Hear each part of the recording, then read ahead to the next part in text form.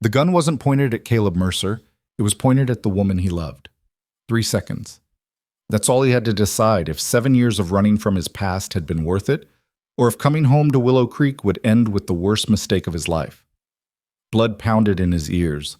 Avery's eyes met his across the dim cabin, steady, trusting, terrified. This wasn't supposed to happen, not here, not to her. But before we get to that night that changed everything, let me take you back to where it all began. Hit that like button and drop a comment with your city so I can see how far this story travels. Now, let's start from the beginning. The moving truck's brakes hissed like a dying breath as it shuddered to a stop on Maple Street. Caleb Mercer sat in the cab for a long moment, hands still gripping the steering wheel, staring at the house that had haunted his dreams for 7 years. Peeling white paint, sagging front porch, the same rusted swing set in the backyard where he'd spent summers pretending to be anywhere but Willow Creek. Now it was the only place left to go. "Daddy?" The small voice pulled him back. Caleb turned to find his son, Noah, pressed against the passenger window, breath fogging the glass. 5 years old. Dark hair like his mother, eyes like Caleb's own, too serious for a kid who should be worried about cartoons and playground equipment. "Is this really our house?" Noah's voice carried a tremor of uncertainty that made Caleb's chest tighten. "Yeah, buddy, this is home."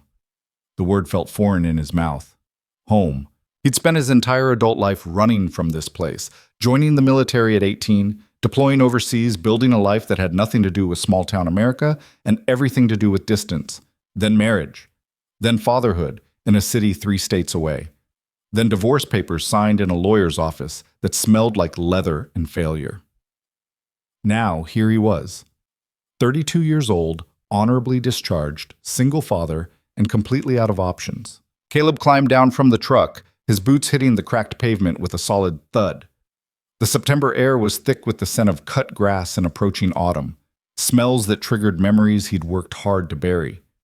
Friday night football games, summer storms rolling across cornfields, his mother's voice calling him home for dinner. His mother was gone now, cancer, 2 years ago. Tupawatu. He'd flown back for the funeral, stayed 3 days, and left before the guilt could sink its teeth in too deep. The house had sat empty since then, waiting. Noah scrambled out of the truck, his small sneakers hitting the ground with considerably less confidence than Caleb's boots.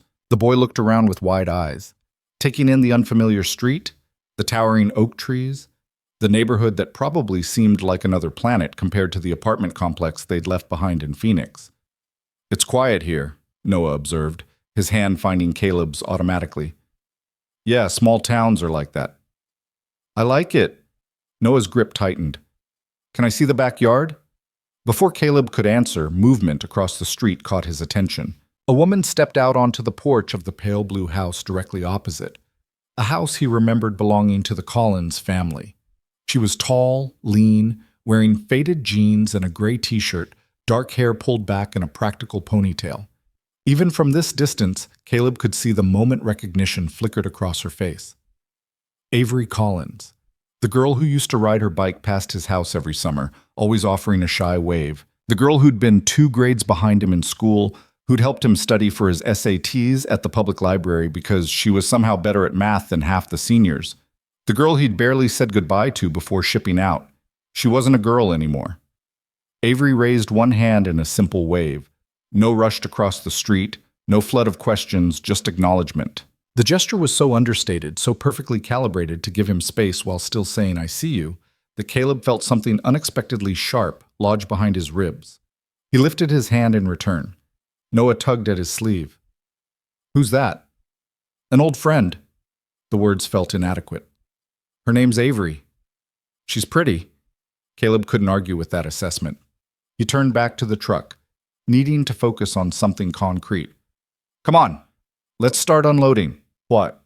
The house smelled like dust and stale air and memories. Caleb propped open windows while Noah explored with the fearless curiosity of childhood, running from room to room, footsteps echoing on bare hardwood floors.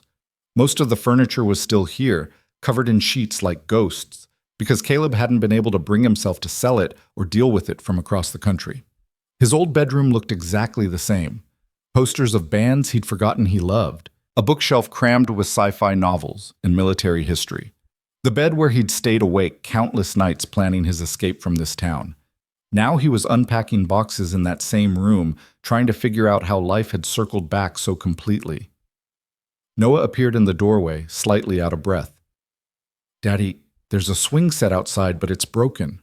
"I know, bud. We'll fix it." "When?" "Soon." "Tomorrow?" Caleb set down the box he was holding and crouched to Noah's eye level. His son had his mother's delicate features, but there was something of Caleb in the stubborn set of his jaw. "Maybe not tomorrow, but soon. I promise."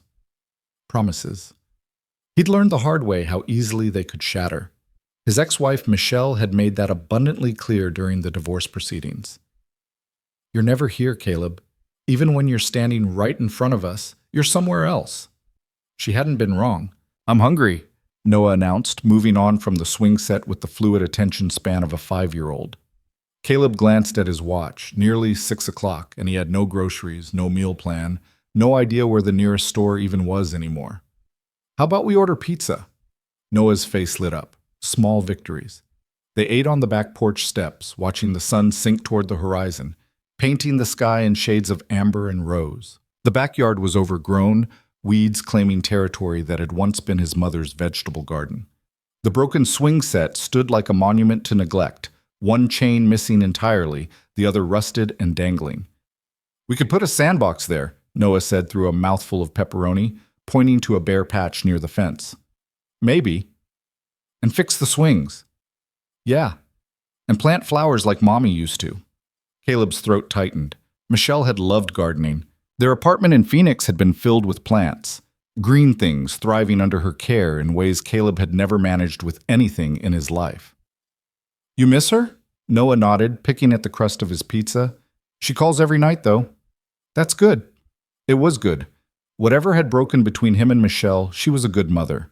Better than he'd been a husband. The custody arrangement gave her primary custody, but she'd agreed to let Noah spend the school year with Caleb. A chance to build something, she'd said. A chance to prove he could be present. No pressure.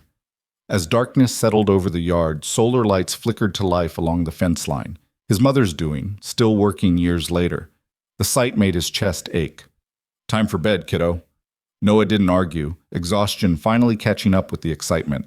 Caleb carried him inside, up the stairs to the smaller bedroom that had once belonged to Noah's uncle, Caleb's younger brother Ethan, who died in a car accident when Caleb was 16. Another ghost in this house of ghosts.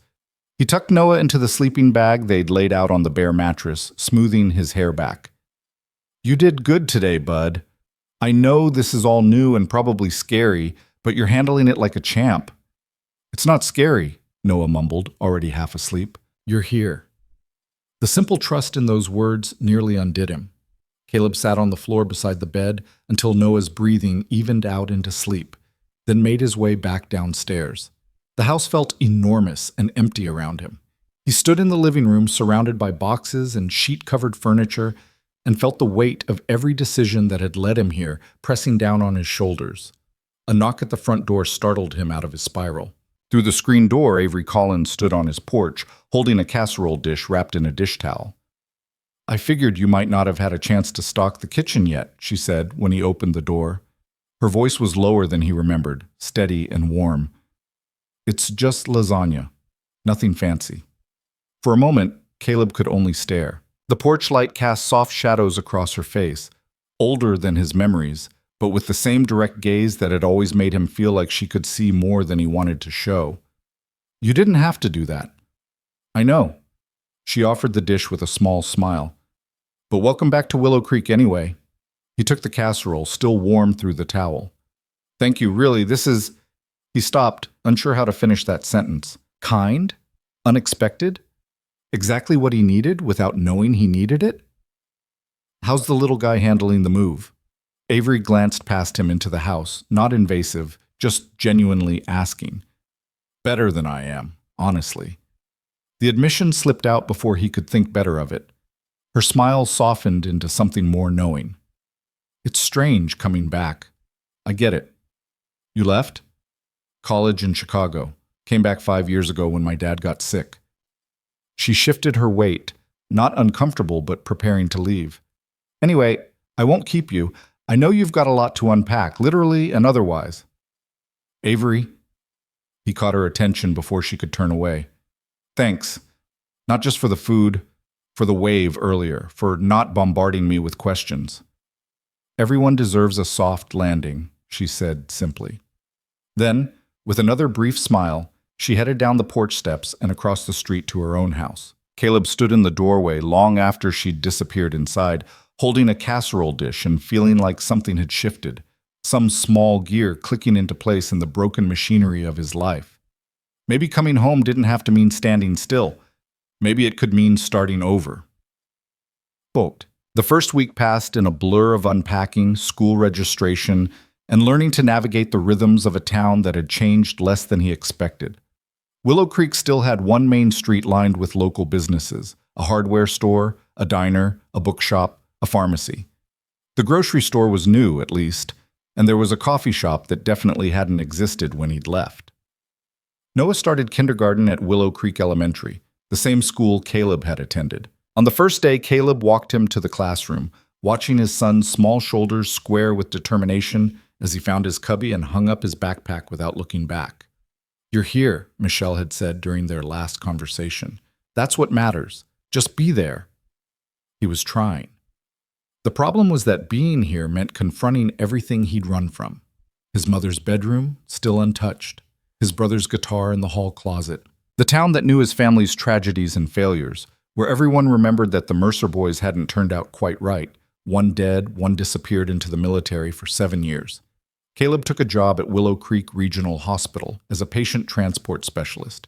Nothing glamorous, moving patients between rooms and departments, but it was steady work with benefits and hours that let him pick Noah up from school every day. His EMT certification from the military had at least counted for something. On his third day of work, he ran into Avery in the hospital cafeteria. She was wearing scrubs, a stethoscope around her neck. You work here? He asked. Stupid question given the evidence. Nurse practitioner, she confirmed, grabbing a coffee from the machine. Pediatrics mostly. You? Patient transport, started Monday. How's it going? It's honest work. He poured his own coffee, hyper-aware of her presence beside him. She smelled faintly of lavender and hospital antiseptic, an odd combination that somehow worked. Better than some things I've done.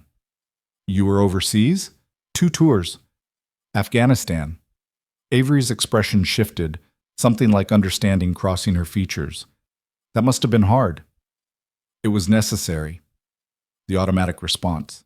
He'd said it so many times it had worn smooth, meaningless. She didn't push, just nodded and changed the subject. How's Noah settling in? Seems okay. Made a friend already. Kid named Marcus. Marcus Chen? Good family. His mom teaches 3rd grade here. She checked her watch. I should get back. My lunch break's almost over. Avery. He wasn't sure what he wanted to say, just that he didn't want her to leave yet. Maybe Noah and I could come by sometime? For dinner or something? To return the dish and actually say thank you properly? The invitation hung between them, slightly awkward, definitely impulsive. Her smile was genuine. I'd like that. Friday work? Friday's great. After she left, Caleb stood in the cafeteria holding his coffee and wondering what the hell he was doing. He'd been divorced for 8 months. His life was a series of rough edges and unresolved issues. He had no business thinking about Avery Collins in any capacity beyond neighborly gratitude. But when Friday came and he knocked on her door with Noah at his side and a bottle of wine he'd agonized over choosing, the warmth of her welcome made all his reservations seem small and distant. Avery's house was nothing like Caleb expected. Where his place was still half-unpacked chaos, hers was lived in and comfortable. Soft throws on the couch, bookshelves crammed with novels and medical texts, framed photos on the walls showing family gatherings and travel adventures. The kitchen smelled like garlic and herbs. I hope you like spaghetti, she said, handing Noah a juice box. It's pretty much my signature dish. We love spaghetti, Noah declared with the certainty of a 5-year-old who decided Avery was trustworthy. They ate at her kitchen table, Noah chattering about school and his new friend Marcus and the hamster in his classroom named Mr. Whiskers.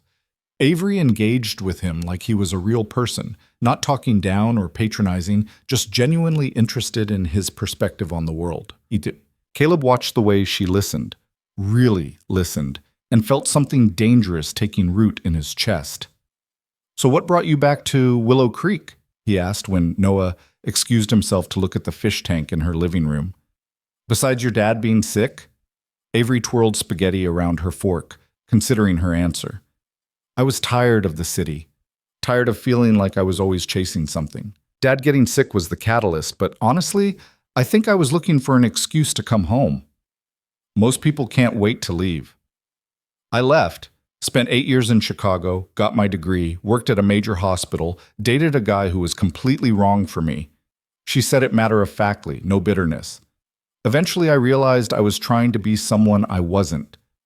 This," she gestured around her kitchen, "this is who I am. Small-town nurse, garden in the backyard, Friday night high school football games." "You go to the games?" "When I can.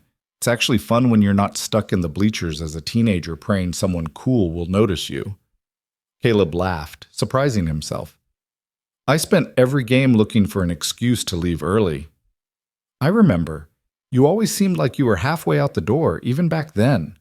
The observation was gentle but accurate. He'd spent his entire adolescence in Willow Creek feeling trapped, counting down the days until he could escape to something bigger, something that mattered. "I thought small-town life was the problem. Turns out I was just running from myself." Avery met his eyes across the table. "And now? Now I'm trying to stand still long enough to figure out who I actually am, for Noah's sake, if nothing else. That's good." She reached across the table, her hand covering his briefly. A gesture of support, nothing more, but the contact sent electricity up his arm. "He's lucky to have you." "I'm not so sure about that." "I am." Before he could respond, Noah bounded back into the kitchen. "Miss Avery, can I feed the fish?" "Absolutely. Come on, I'll show you how."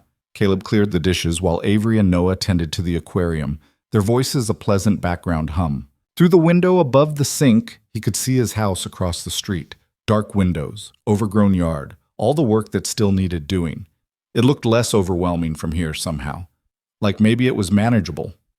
When they finally left, Noah practically floated across the street, already half asleep on his feet but buzzing with contentment. "I really like Miss Avery," he announced as Caleb carried him up to bed. "Me too, bud." "Is she going to be your girlfriend?" The question landed like a grenade in the quiet bedroom. "No, Noah. She's just our friend and neighbor. But she's nice and pretty, and she laughed at your jokes. That doesn't make someone your girlfriend. Mom said you needed to find someone who makes you smile more." Caleb paused in the act of pulling Noah's pajama shirt over his head. "When did Mom say that?" "Before we left. She said you've been sad for a long time and maybe Willow Creek would help." Noah yawned hugely. "I think Miss Avery helps." Out of the mouths of babes. After Noah was asleep, Caleb sat on the front porch, beer in hand, staring at Avery's house. Lights glowed in her windows, kitchen first, then living room, then upstairs as she moved through her evening routine. He wondered what her life looked like, really looked like, beyond the carefully curated welcome she'd shown them. His phone buzzed. "Michelle, how's the first week?" "Good. Noah's adjusting well. Made friends." "And you?" Caleb stared at the question for a long moment before typing, "Working on it." 3 dots appeared, disappeared, appeared again. Finally, "I'm glad you went back, Caleb. I know it wasn't easy, but I think it's what you both needed. Thanks for letting him stay with me this year. He's your son too, and you're trying. That's what matters." After she signed off, Caleb sat in the darkness, listening to crickets and distant traffic, feeling the weight of 7 years of running slowly begin to lift. Maybe Michelle was right. Maybe trying was enough. Maybe Willow Creek wasn't a place he'd failed to escape. Maybe it was the place he'd always been meant to find his way back to. Across the street, Avery's bedroom light clicked off, and Caleb finished his beer in the comfortable silence of a town that was slowly, carefully, beginning to feel like home. The following Tuesday, Caleb was hauling a patient to radiology when he rounded a corner and nearly collided with Avery coming the other way. "Sorry," they said simultaneously, then laughed. You've got good reflexes, she observed, steadying herself. Military training comes in handy in hospital hallways. They stood there for a moment, the busy hospital flowing around them like a river around stones. Avery had her hair down today, falling past her shoulders, and there was a coffee stain on her scrubs that suggested a chaotic morning. Rough day? He asked. 3-year-old decided he wanted to demonstrate his ninja skills, jumped off the exam table, knocked over an entire tray of supplies. She grimaced. I'm still finding tongue depressors. Sounds like Noah last week. Decided he was Spider-Man, tried to climb the kitchen cabinets. How'd that work out? Remarkably well, until he reached the top and realized he was actually afraid of heights. Avery's laugh was bright and genuine, drawing looks from passing staff. Kids, can't live with them, can't... She stopped. Actually, I can't finish that saying. I can definitely live without them. Other people's kids, anyway. You don't want kids of your own? The question was too personal, too intimate for a hallway conversation, but she didn't seem to mind. Honestly, I don't know. I love working with them, but the idea of being responsible for shaping an entire human being is terrifying. It is terrifying, Caleb confirmed. Also amazing. Mostly terrifying, though. You're doing great with Noah. You've known us for 2 weeks. I'm a good judge of character. She glanced at her watch. I should get back. But hey, we're having a community dinner at the Methodist Church Friday night. Nothing fancy, just potluck. You and Noah should come. I'm not really a church person. It's not about church. It's about food and neighbors and giving Noah a chance to meet more kids. She smiled. No pressure, but there will be homemade pie. What kind of pie? Every kind. Mrs. Henderson makes apple. The Johnsons bring pecan. There's usually a chocolate silk that disappears in the first 10 minutes. You're bribing me with pie. Is it working? Caleb found himself smiling despite his reservations about anything involving community gatherings and forced socialization. Maybe. 6 o'clock. Bring whatever you want to contribute, even if it's just yourselves. After she left, Caleb stood in the hallway feeling like he'd just agreed to something that was either a terrible idea or exactly what he needed. Hard to tell the difference sometimes. Buzz. Friday evening found Caleb and Noah walking the 3 blocks to the Methodist church. Noah carrying a store-bought fruit tray because Caleb's cooking skills extended exactly as far as sandwiches and scrambled eggs. The church basement was already packed with people, long tables covered in food, clusters of conversation and laughter. Willow Creek on display. Caleb Mercer? An older woman approached, gray hair and neat curls, eyes sharp with recognition. My goodness, I haven't seen you since you were in high school. I taught your brother Ethan. Such a sweet boy. The familiar vice grip of grief. Yes, ma'am. Mrs. Patterson, right? That's right. And who's this handsome young man? Noah, suddenly shy, pressed against Caleb's leg. This is my son, Noah. Well, Noah, there are cookies over there that need eating. Think you can help with that? Noah looked up at Caleb for permission. Go ahead, bud. Stay where I can see you. Mrs. Patterson launched into a monologue about the town's changes over the years, and Caleb let it wash over him, nodding at appropriate intervals while tracking Noah's progress toward the dessert table. This was the part he dreaded about coming back. The weight of other people's memories, their expectations, their need to place him in the context of who he'd been rather than who he was trying to become. Caleb! Avery materialized at his elbow, rescuing him with perfect timing. Mrs. Patterson, do you mind if I steal him? I promised to introduce him to some folks. Of course, dear. You two enjoy yourselves. Avery steered him toward a group of people their age clustered near the drinks. You looked like you needed an extraction. You have no idea. Actually, I have every idea. Mrs. Patterson once cornered me for 45 minutes about my college major and why nursing was such a practical choice for a young woman. She rolled her eyes. Come on, these are actual human beings you might like. The next hour passed more easily than Caleb expected. Avery's friends were welcoming without being invasive. A couple who ran the hardware store, a high school teacher, a guy who worked at the fire station. They asked about his work at the hospital, about Noah's adjustment to school, but didn't pry into his past or his reasons for returning. Noah found a pack of kids his age and disappeared into the organized chaos of children playing tag in the church parking lot. Through the windows, Caleb could see him laughing, running, being exactly what a 5-year-old should be. "He's happy here," Avery observed, following his gaze. "Yeah." The realization settled over him, unexpected and profound. "He is." "And you?" Caleb turned to look at her, really look at her. In the warm light of the church basement, surrounded by the comfortable noise of community, she looked like something solid in a world that had felt uncertain for too long. "Getting there," he admitted. She smiled. "Good." Later, after they'd eaten and cleaned up and said their goodbyes, Caleb and Noah walked home through streets lit by old-fashioned lampposts. Noah chattered about his new friends, about the games they'd played, about how Marcus's mom said they could have a play date next week. Caleb let the words wash over him, Noah's small hand in his, the September night cool and clear around them. This was what Michelle had meant, he realized. This presence, this showing up. Not just physically being there, but actually participating in the life unfolding around them. When they reached home, Avery was sitting on her porch across the street, reading a book in the glow of her porch light. She looked up and waved. Caleb waved back, and felt for the first time in longer than he could remember, like maybe he was exactly where he was supposed to be. The weeks folded into each other, September bleeding into October. Caleb fell into a rhythm, work at the hospital, pick up Noah from school, homework at the kitchen table, dinner, bedtime routine. Simple, steady, nothing extraordinary. Exactly what they both needed. Avery became a regular presence, woven into their days with an ease that should have scared him, but somehow didn't. She stopped by with tools one Saturday and helped him fix the bolts on Noah's swing set, her hands capable and sure as she tightened nuts and checked chains. "There," she said, testing the swing. "Safe for launch." Noah immediately claimed it, pumping his legs with determined joy. "Thank you," Caleb said, watching his son soar. "You didn't have to help." "I know, but I wanted to." She wiped grease off her hands with a rag. "Besides, it's nice having you guys across the street. The house was empty for too long." "You could have bought it." "Thought about it, but it wasn't mine to claim." She glanced at him sideways. "It needed you to come back and fill it with life again." The words settled between them, heavy with meaning Caleb wasn't sure how to unpack.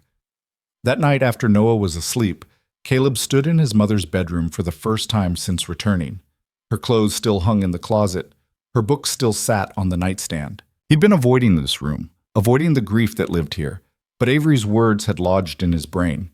Fill it with life. He couldn't do that while treating parts of the house like a museum. The next morning, he called his cousin Lisa. "I need help going through Mom's things. Think you could come over this weekend?" "Oh, Caleb, of course, I'll bring boxes and wine." Lisa arrived Saturday morning with her husband, both of them armed with supplies and sympathy. They worked through the day, sorting clothes for donation, boxing up books, deciding what to keep and what to let go. It was harder than Caleb expected. Every dress, every pair of shoes, every knick-knack a small memorial to the woman who'd raised him alone after his father left, who'd held the family together through Ethan's death, who'd never complained when Caleb chose the military over staying close to home. "She was proud of you, you know," Lisa said, folding a sweater. "Always talked about her son, the medic, saving lives overseas." "I wasn't a medic." "Details. You were hers and you were serving." That's what mattered to her. By evening, the bedroom looked different, emptier but cleaner, ready for a new chapter. Avery came over near sunset bearing pizza and sympathy. "Lisa texted me, thought you might need sustenance." Of course they'd exchanged numbers. Small towns. They ate on the back porch, Noah showing off his swing set skills while the adults watched and made appropriately impressed noises. When Noah finally wore himself out and went inside to watch cartoons, Caleb and Avery sat in the gathering dusk, comfortable silence stretching between them. "It's hard," Avery said quietly, "letting go of the physical stuff. Feels like losing them all over again." "Your dad?" She nodded. "He passed 3 years ago. Lung cancer. I kept his flannel shirts for months, couldn't bring myself to donate them." "What changed?" "I realized holding on to his shirts wasn't the same as holding on to him. The memories live here." She tapped her temple. "And here." Her heart. "Not in closets." Caleb thought about his mother's boxes, now stacked in the garage, ready for donation. About Ethan's guitar, which he'd finally taken out of the closet and put on display in the living room. "Thank you," he said, "for the pizza. And for understanding. That's what neighbors are for." But she wasn't just a neighbor anymore, and they both knew it. The shift had been gradual, accumulating in small moments. Shared lunches in the hospital cafeteria, Avery showing up with supplies when Noah got sick with a stomach bug, Caleb fixing her leaky faucet, conversations that stretched late into the evening on one porch or the other. Somewhere along the way, friendship had started tipping into something else, something Caleb wasn't sure he was ready for. "I should go," Avery said, standing. "Let you get Noah to bed." "Avery," he stopped, unsure what he wanted to say. She waited, patient and steady. "I'm glad you're here," he finally managed. Her smile was soft in the dimming light. "Me too, Caleb. Me too." After she left, Caleb sat alone in the darkness, listening to the familiar sounds of the house settling around him, feeling the weight of the past slowly loosening its grip. Life was happening here, in this house, on this street, in this town he'd spent so long running from.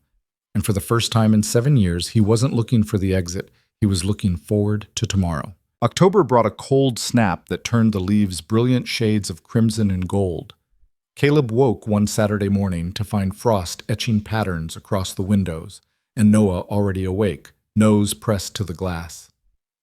"It's like magic," Noah whispered, breath fogging the pain. Caleb pulled on a sweatshirt and joined him.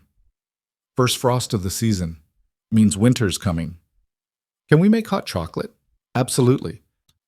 They were in the kitchen, Noah carefully pouring milk while Caleb heated the pot, when a knock sounded at the door.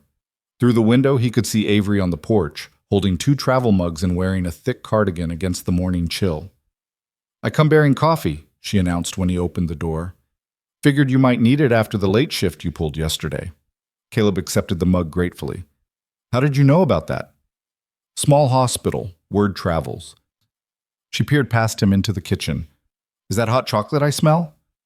"Miss Avery!" Noah bounded over, nearly spilling milk in his excitement. "We're making breakfast. Do you want some?" "I wouldn't want to intrude." "You're not intruding," Caleb said, surprised by how much he meant it. "Come in. We're making pancakes. Or attempting to." What followed was a chaotic hour of flour-dusted countertops, slightly burnt pancakes, and Noah's relentless cheerfulness as he appointed himself head chef. Avery rolled up her sleeves and jumped in without hesitation, flipping pancakes while Caleb managed the bacon, their movements around the small kitchen developing an easy choreography. "You flip those like a pro," Caleb observed, watching her expertly turn a pancake. "Years of weekend breakfast shifts during nursing school. You learn or you starve." She slid a perfectly golden pancake onto the growing stack. "Though I'll admit, the company's better here." Noah climbed onto a stool at the counter. "Daddy burns everything. Mommy used to say he could burn water." "Thanks for the vote of confidence, bud," Avery laughed, the sound warm and unguarded. "At least he's honest." They ate at the kitchen table, syrup and butter, and easy conversation. Noah talked about the Halloween party coming up at school, how he wanted to be an astronaut but couldn't decide between that and a dinosaur. Avery suggested he could be an astronaut who studies dinosaurs on other planets, which Noah declared was the best idea anyone had ever had. Watching them together, Avery's patient attention, Noah's complete trust, Caleb felt something shift in his chest. This wasn't just friendship. This was the shape of something bigger, something that terrified and attracted him in equal measure. After breakfast, Avery helped clean up despite his protests. "You cooked? I clean. That's the rule." "Whose rule?" "Mine. Just established it." She handed him a dish towel. "You dry." They worked in comfortable silence, Noah playing with toy cars in the living room, his engine noises providing background soundtrack. Caleb was hyper-aware of Avery beside him, the brush of her arm against his, the faint scent of her shampoo, the capable efficiency of her movements. "I'm taking Noah to the pumpkin patch this afternoon," he said, not quite sure why he was offering the information. "There's one out on Miller Road. Thought he might like it. The Hendersons' farm, that place is great. They have a corn maze and everything. You could come with us, if you want." The invitation hung in the air between them. Avery's hand stilled in the soapy water, and for a moment Caleb wondered if he'd overstepped, pushed too far too fast. Then she smiled. I'd love to.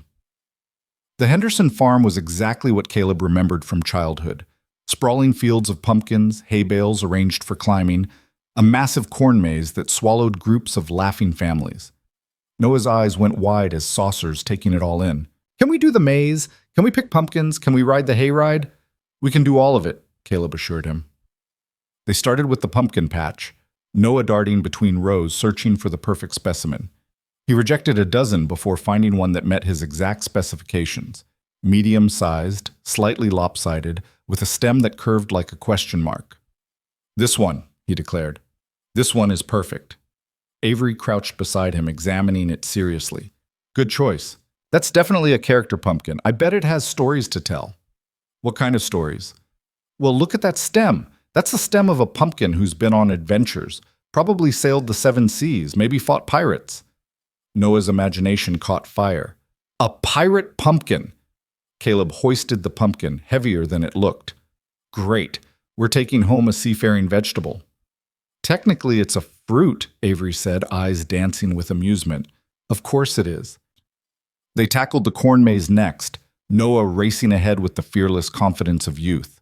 The stalks towered overhead, rustling in the breeze, creating corridors that twisted and doubled back on themselves. Within minutes, they were thoroughly lost. I think we passed this scarecrow already, Caleb said, studying their surroundings.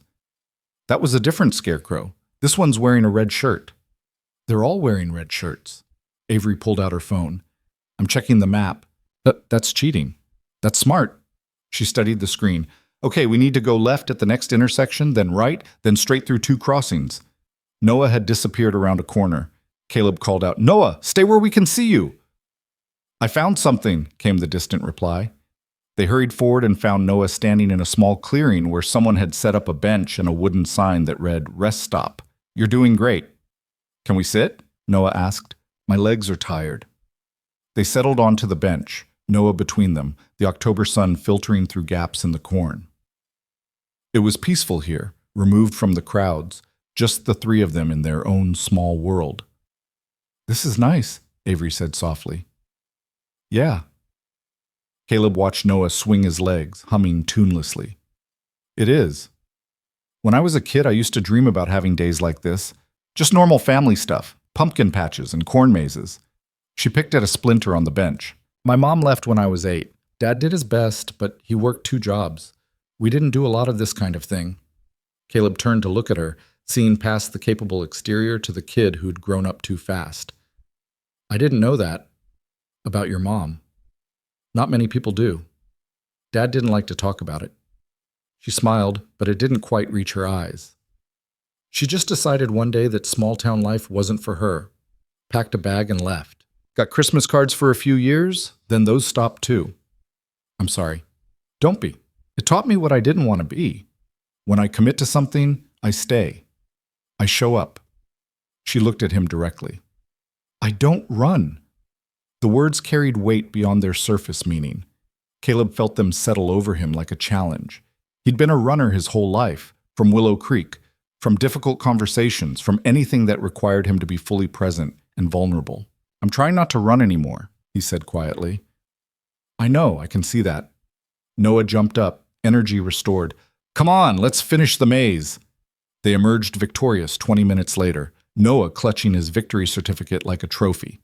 The hayride came next, all of them piled onto a wagon pulled by an ancient tractor, bouncing over rutted fields while Noah peppered the driver with questions about farming and tractors and whether pumpkins grew in space. By the time they loaded into Caleb's truck, the sun was starting to sink toward the horizon, painting the sky in shades of orange and pink. Noah fell asleep before they'd even left the parking lot, pirate pumpkins secured in the truck bed. Thank you for inviting me, Avery said as they drove through the countryside. I haven't done something like this in years. Thank you for coming. It was... Caleb searched for the right word. It was really good having you there. Yeah? Yeah. He glanced at her, then back at the road. Noah loves you. You're good with him. He's an easy kid to love. The conversation lapsed into comfortable silence. Caleb drove with one hand on the wheel, watching the familiar landscape roll past, feeling the warmth of the day settling into his bones. This was what contentment felt like, he realized. This quiet satisfaction, the sense of pieces falling into place. When they pulled up to their street, Avery turned to him before getting out. "Caleb, I need to tell you something." His stomach tightened. "Okay. I like you, more than just as a neighbor or a friend. And I think you might feel something similar, but you're holding back. And I get it. You've been through a lot, you're focused on Noah, you're rebuilding your life. But I need you to know where I stand." She took a breath. "I won't be someone who gets left behind. I won't be someone you're half committed to while you figure out if you're staying or going. So if this, whatever this is between us, if it's going somewhere, I need to know you're all in. Not perfect. Not without doubts, just all in." The words hung in the darkness of the truck cab. Caleb's heart hammered against his ribs. This was the moment, the point where he could retreat into safety or step forward into risk. "I don't know how to do perfect," he said finally. "I'm going to mess up. I'm going to have days where the past feels heavier than the present. I'm going to struggle with being the father Noah deserves and the man I want to be. But I'm trying. Every single day, I'm trying. And when I think about the future, about staying in Willow Creek, about building something real, you're in that picture. You and Noah and this town that I spent so long running from." He turned to face her fully. "I can't promise perfect, but I can promise I'll show up. I can promise I'm all in." Avery's eyes shone in the dim light. "That's all I needed to hear." She leaned across the console and kissed him, soft, brief, a promise more than a demand. When she pulled back, she was smiling. "Now I really should go. Your son's going to wake up soon and he'll have questions. He already asked if you're my girlfriend. Smart kid. What did you tell him?" "That you're our friend." "And now?" Caleb smiled. "Now I'll have to update that answer." After Avery headed across the street, Caleb sat in the truck watching her go, Noah still sleeping in the back seat. Something had fundamentally shifted today. He'd admitted out loud what he'd been denying to himself for weeks. That Avery mattered, that this mattered, that he was ready to try again despite the fear. "Daddy?" Noah's sleepy voice came from behind him. "Are we home?" "Yeah, bud, we're home." He carried Noah inside, pumpkin tucked under one arm, and felt the future opening up in ways he'd never imagined. Not perfect, not easy, but real and solid and worth fighting for. The following week brought a shift in their dynamic that was both subtle and profound. Avery started joining them for dinner a few nights a week, helping Noah with homework while Caleb cooked. She brought groceries without being asked, fixed the cabinet door that had been hanging crooked for weeks, sat on the couch reading while Noah played and Caleb caught up on bills. She folded herself into their lives with an ease that should have felt intrusive but instead felt like coming home. "You know people are talking," Lisa mentioned one afternoon when she stopped by with her kids. "The whole town's buzzing about you and Avery Collins." Caleb measured his response carefully. "And what are they saying?" "That it's about time. That she's good for you. That Noah seems happier than he's been since you moved back." Lisa studied him with the directness of someone who'd known him his whole life. "Are they right?" "Yeah, they are." "Good. Don't screw it up. Thanks for the vote of confidence." "I'm serious, Caleb. Avery's one of the good ones. She stayed when most people leave. She takes care of this whole town. If you're going to be with her, you better be ready to meet her halfway." The words stuck with him. Meeting halfway. Not asking her to do all the work, all the compromising, actually showing up as an equal partner. That Friday, he asked her to go out with him. Not group dinners, not casual hangouts with Noah as a buffer, but an actual date. Michelle had agreed to take Noah for the weekend, a planned video call that had turned into Noah spending Saturday and Sunday with his mom's parents 2 towns over. "A date? Avery asked when he called to invite her. "A date. Dinner. Maybe a movie. Very traditional and possibly boring." "I like boring. Boring sounds perfect." He picked her up Saturday evening, actually walking across the street to knock on her door instead of just texting. She answered wearing a blue dress that made his brain temporarily short-circuit, hair loose around her shoulders. "You look beautiful," he managed. "You clean up pretty well yourself." They drove to the next town over, to a restaurant Avery recommended. Small, intimate. The kind of place with candles on every table and a menu that didn't include a kids section. It felt simultaneously grown up and terrifying. Over pasta and wine, they talked about everything and nothing. Avery told him about her work, about the kids she treated and the families she helped. Caleb found himself opening up about his time in the military, about the parts he usually kept locked away. It wasn't all bad, he said, twirling linguine around his fork. The sense of purpose was real, the brotherhood, knowing we were part of something bigger, but it was also isolating. You spend so much time in survival mode, in mission mode, that you forget how to just exist, how to be present for the small moments that actually matter. Is that what happened with your marriage? The question was gentle but direct. Caleb set down his fork. Partly. Michelle deserved someone who was all there. I was deployed for Noah's first steps, his first words. Missed his first birthday. When I was home, I was physically present, but mentally still overseas. She tried, really tried, but eventually she got tired of living with a ghost. Do you regret it? The divorce? No, we weren't right for each other. We got married too young, for the wrong reasons. But I regret not being the father Noah deserved from the start. I regret all the time I can't get back. Avery reached across the table, her hand covering his. You're here now. That's what matters. Is it enough? Noah thinks so. And I think so too. The conversation drifted to lighter topics. Avery's disastrous attempt to learn guitar, Caleb's brief stint as a high school basketball player, shared memories of Willow Creek, and how the town had both changed and stayed exactly the same. They skipped the movie, opting instead to walk through the downtown area, window shopping and talking. The night was cold but clear, stars scattered across the sky like muskam.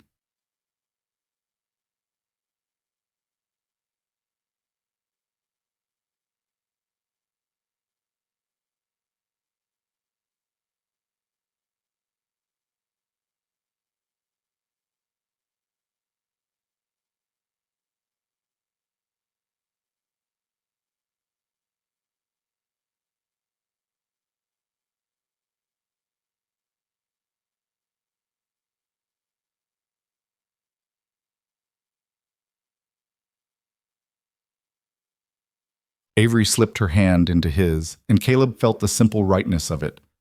I have a confession, she said as they walked. I had the biggest crush on you in high school.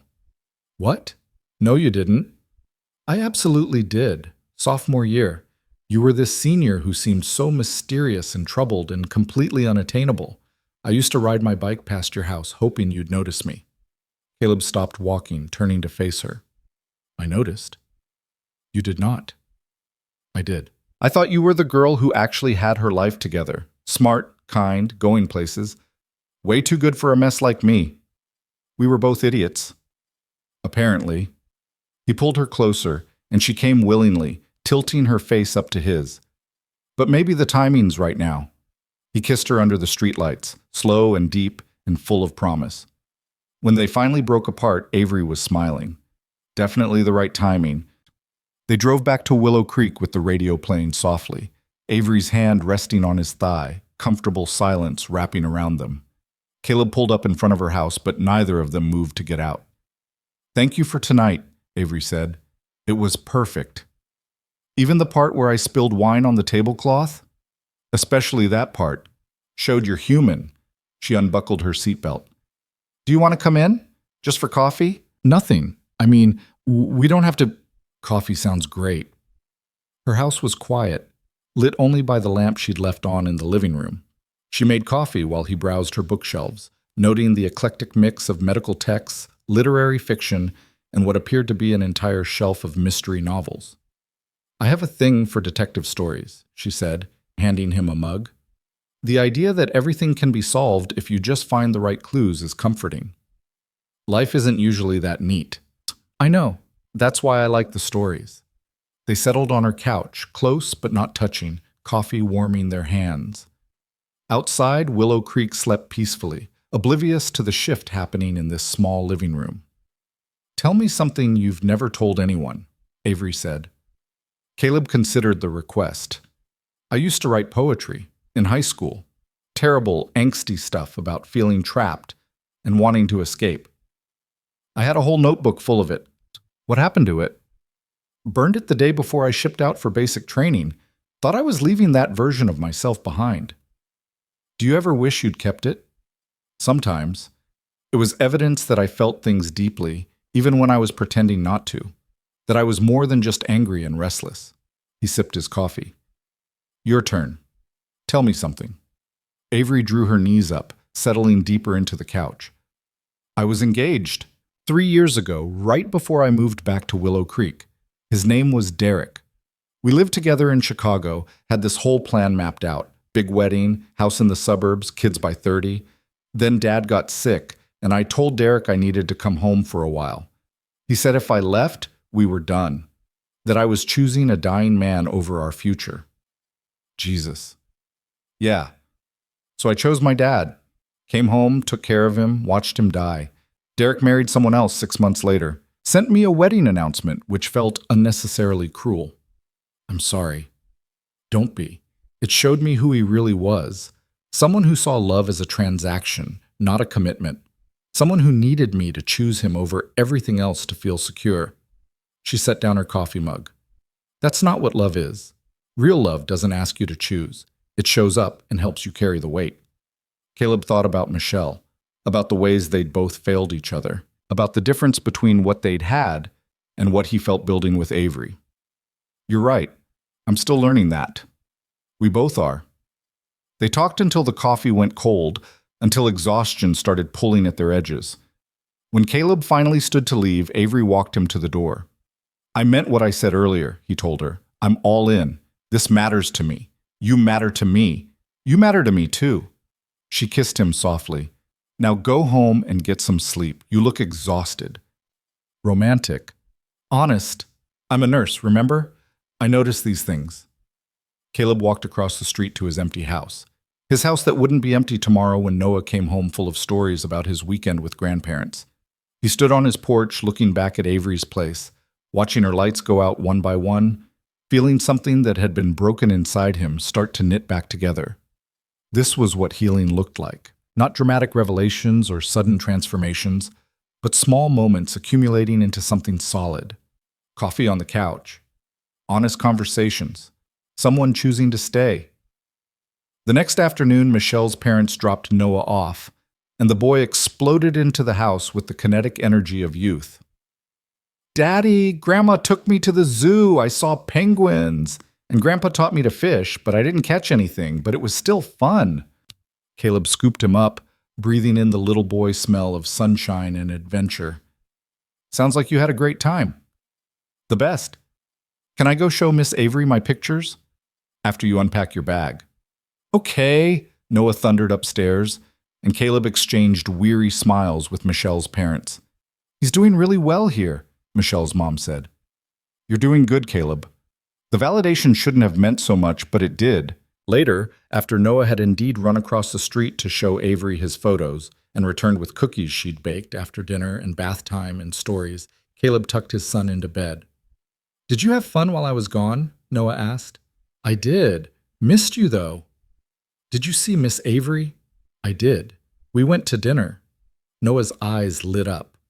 Like a date? Yeah, like a date. I knew it. Noah bounced under his covers. Marcus said you would. He said his parents always go on dates and that's how you stay in love. Did he now? So are you in love with Miss Avery? The question caught Caleb off guard. He thought about lying, deflecting, protecting them both from the vulnerability of truth.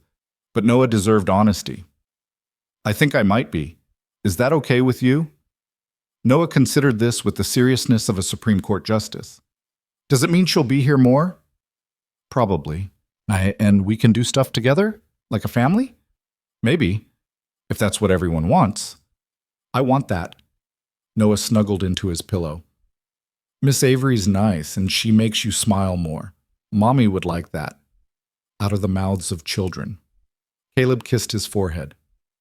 Get some sleep, bud. School tomorrow. Okay, Daddy? Yeah? I'm glad we live here. In Willow Creek. It feels like home. After Noah drifted off, Caleb sat on the porch with a beer, watching lights flicker on across the street. His phone buzzed with a text from Avery. Noah showed me his pictures. Sounds like he had a great weekend. He did. And he knows about us. About the date. How'd he take it? Asked if you'd be around more. Seemed pretty happy about the idea. Smart kid. The smartest. A moment passed, then another message appeared. I'm glad we're doing this. Glad you're letting me in. Caleb stared at the words, feeling the weight of them. Letting someone in meant giving them the power to hurt you. It meant trusting that they'd stay when things got hard. It meant believing that he was worth staying for. It was terrifying. It was also, he was beginning to understand, worth the risk. Me too. Good night, Avery. Good night, Caleb. He sat on the porch long after the lights went out across the street, long after the neighborhood settled into sleep. Tomorrow would bring new challenges, new opportunities to mess up or get it right. But tonight, sitting in the darkness of a town he'd once fled, with his son sleeping safely upstairs and a woman across the street who saw him clearly and chose him anyway, Caleb felt something he hadn't felt in years. Hope. Not the desperate, grasping kind that demanded guarantees and perfect outcomes, but the quiet, steady kind that said, maybe, just maybe, he was exactly where he was supposed to be. And maybe that was enough. November arrived with freezing rain that turned the streets to glass and kept most of Willow Creek huddled indoors. Caleb was working a double shift at the hospital when his phone rang, Michelle's number flashing across the screen. Hey, he answered, stepping into an empty corridor. Everything okay? I need to talk to you about something. Her voice carried an edge he couldn't quite read. Can you call me back when you have a real minute? His stomach tightened. Is Noah all right? Noah's fine. It's about me. Us, the custody arrangement. The world tilted slightly. What about it? Not now, when you can actually talk.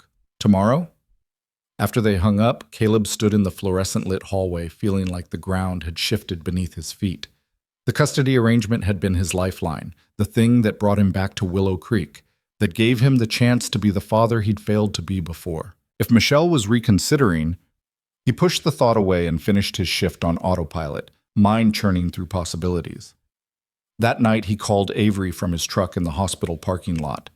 Michelle wants to talk about custody, he said without preamble. I don't know what that means, but I'm spiraling? Avery's voice was calm, grounding. Come over. You shouldn't sit with this alone. 20 minutes later, he was on her couch, coffee cup warming his hands, while Avery sat cross-legged beside him in sweatpants and an oversized sweater.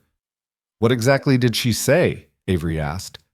Just that she wanted to talk about the arrangement, that it was about her, not Noah. So you're catastrophizing. I'm being realistic. You're assuming the worst. She bumped his shoulder with hers. Maybe she's moving and needs to adjust the schedule. Maybe she's getting remarried and wants to give you a heads up. Maybe it's nothing terrible at all. Or maybe she's decided I'm not cut out for this and wants him back full time. Avery was quiet for a moment. Is that what you're really afraid of? That she's right? The question hit like a physical blow. Caleb set down his coffee before he could spill it. Every single day I wake up wondering if I'm screwing this up. If Noah would be better off with her, with stability, with someone who knows what they're doing. Caleb, look at me. Avery waited until he met her eyes. You moved across the country to be close to your son. You took a job that lets you be present for him. You show up at every school event, help with homework, make him breakfast every morning. You're building a life here, a home. That's not someone who's screwing up. That's someone who's fighting like hell to get it right. What if it's not enough? What if it is? She took his hand, threading her fingers through his. Talk to Michelle tomorrow. Actually listen to what she has to say. Then we'll deal with whatever comes. Together. The words settled over him like a blanket. Together. He wasn't alone in this anymore. He stayed another hour talking about everything and nothing until the knot in his chest loosened enough to breathe. When he finally left, Avery walked him to the door. It's going to be okay, she said. Whatever happens, you'll handle it. How do you know? Because you're not the same person who ran away 7 years ago. You're someone who stays now, someone who fights. The next evening, after Noah was in bed, Caleb called Michelle back. He paced the kitchen while the phone rang, nerves strung tight. Thanks for calling, Michelle said when she picked up. I know I probably freaked you out yesterday. A little. What's going on? She took a breath. I've been offered a position in Seattle, research coordinator at a pharmaceutical company. It's an incredible opportunity. More money, better hours. But it would mean relocating. Caleb's heart stopped. When? After the new year. January, maybe February? She rushed on before he could respond. I know what the custody agreement says. I know Noah's supposed to be with you this year. And I'm not trying to take that away from you, Caleb. I'm really not. But I also can't turn down this opportunity. So I guess what I'm asking is, would you consider taking primary custody? Not just for the school year, but permanently? The words didn't compute. Caleb stopped pacing. Permanently. You've been doing great with him. Better than I expected, honestly. He sounds happy when we talk. He tells me about school and his friends and Miss Avery across the street. There was a smile in her voice. He loves living in Willow Creek, and I think maybe he needs what you're building there more than he needs me hovering over him. Michelle, he's your son. He needs his mother. He'll still have me. Holidays, summer breaks, video calls, but day to day? I think he's where he should be. Her voice softened. You're being the father he deserves, Caleb, the father I always knew you could be. I don't want to disrupt that. Caleb sank into a kitchen chair, overwhelmed. I don't know what to say. Say you'll think about it. Talk to your lawyer, figure out what a modified custody arrangement would look like. I'm not trying to abandon him. I just want what's best for Noah. And right now, I think that's you. After they hung up, Caleb sat in the quiet kitchen, staring at nothing. Primary custody, permanent. The words felt too big, too permanent, too much like everything he'd wanted but been too afraid to hope for. His phone buzzed. Avery. How'd it go? He called her instead of texting. Can you come over? She was there in 5 minutes, still in pajamas with a coat thrown over them. Caleb met her at the door and just said, She wants me to have primary custody, permanently. Avery's eyes widened. Oh my God! She's moving to Seattle for a job, says Noah's better off here, with me, that I'm doing a good job. He ran a hand through his hair. I don't know if I'm ready for this. Are you kidding? Caleb, this is everything you've been working toward. What if she changes her mind? What if I mess up and she decides... Avery grabbed his face in both hands, forcing him to focus. Stop. You're spiraling again. This is good news. This is Michelle trusting you, believing in you. Don't sabotage it by assuming you'll fail. I'm scared. Of course you are. Being a full-time parent is terrifying, but you're already doing it. This just makes it official. She smiled. And you're not doing it alone. You have Noah. You have this town. You have me. Caleb pulled her into a hug, burying his face in her hair. She held him tight, steady and sure, anchoring him to the moment. What if I lose you too? The question came out muffled against her shoulder. What if you realize this is too much, too complicated? Hey! She pulled back to look at him. I told you I don't run. I meant it. You're stuck with me, Mercer. Deal with it. Despite everything, he laughed. Bossy. Honest. She kissed him softly. Now come on, let's sit down and actually talk through what this means. Logistics, legal stuff, all of it. They spent the next 2 hours at the kitchen table making lists and discussing options. Michelle had already spoken to her lawyer who'd send over proposed modifications to the custody agreement. There would be paperwork, court approval, schedules to coordinate. But the core of it was simple. Noah would live primarily with Caleb, with Michelle getting him for major holidays and 6 weeks in the summer. I need to tell him, Caleb said, but I don't know how. Tell him the truth. That his mom has an exciting new job, that he gets to stay in Willow Creek with you, and that he'll still see her regularly. Kids are more resilient than we give them credit for. Were you? When your mom left? Avery's expression flickered. That was different. She didn't leave for a job opportunity. She left because she didn't want to be a mother anymore. Michelle's not doing that. She's making a choice that puts Noah's needs first, even if it means less time with him. That's love, Caleb. Hard love, but love nonetheless. The distinction mattered. Caleb could see it now, the difference between abandonment and sacrifice, between running away and stepping back to let someone else take the lead. After Avery left, he checked on Noah one more time. His son was sprawled across the bed, one arm flung over the side, peaceful in sleep. Caleb stood in the doorway watching him breathe, feeling the weight of responsibility settle more fully onto his shoulders. He could do this. He would do this. For Noah. For himself. For the life they were building together. 2 weeks passed before the custody modification was finalized. Michelle flew in for Thanksgiving, staying with her parents, and together she and Caleb sat Noah down to explain the changes. Noah listened with the serious concentration of a child trying to understand adult concepts. When they finished, he was quiet for a long moment. "So I get to stay here? In Willow Creek?" "If that's what you want," Michelle said gently. "With Daddy?" "With Daddy. And I'll still see you?" "Absolutely. Christmas, spring break, lots of summer. And we'll video chat all the time." Noah processed this, then looked at Caleb. "Can Miss Avery still come over?" Despite the gravity of the conversation, Caleb smiled. "Yes, she can still come over." "Okay," Noah nodded decisively. "Then I want to stay." Michelle's eyes glistened, but she kept her composure. "Okay then, it's settled." Later, after Noah was playing in the backyard and Michelle was getting ready to head to her parents' house, she pulled Caleb aside. "Thank you," she said, "for making this easy, for not fighting me on the move. You're doing what's best for your career, and you're trusting me with our son. That means everything." "You've changed, Caleb, really changed.